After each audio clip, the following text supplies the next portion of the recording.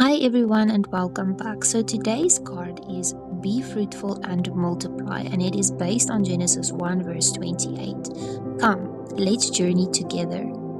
In Genesis 1 verse 28, God blesses humanity and says, Be fruitful and multiply, fill the earth and subdue it.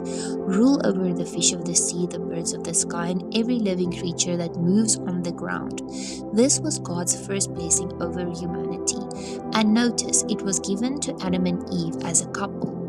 In that moment, God was setting the foundation for marriage, for intimacy, and for the gift of bringing new life into the world. But here is something important. That command was spoken to humanity in general, not as a weight placed on every individual believer.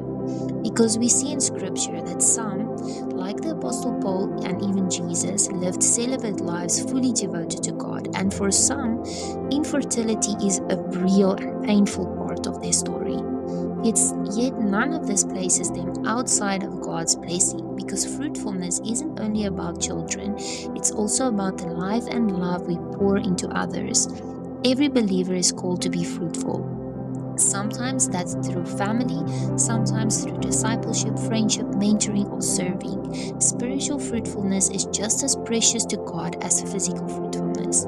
And the rest of the verse reminds us we're also called to care for creation, to bring godly influence into the world, and to reflect His heart in the way we live. God was saying, You are my image bearers. Go, represent me, fill the earth with life, goodness, and order. Rule, but rule like me, with love, care, and justice. Think about that. Our very first calling wasn't to consume creation, but to steward it, to multiply, not just in numbers, but in goodness, love, in godly influence. When we look at the world today, so much brokenness, greed, and misuse of creation, it's easy to see how sin twisted this blessing. Instead of reflecting God's rule, humanity often reflects selfishness. But here's the good news, friend. Through Christ, this calling is renewed. We are invited back into God's original design, to cultivate life wherever we are, to reflect His care in our families, friendships, workplaces, and even how we treat the earth. So when you love others, when you nurture what's been entrusted to you, when you bring peace and order instead of chaos, you are living out Genesis 1 verse 28.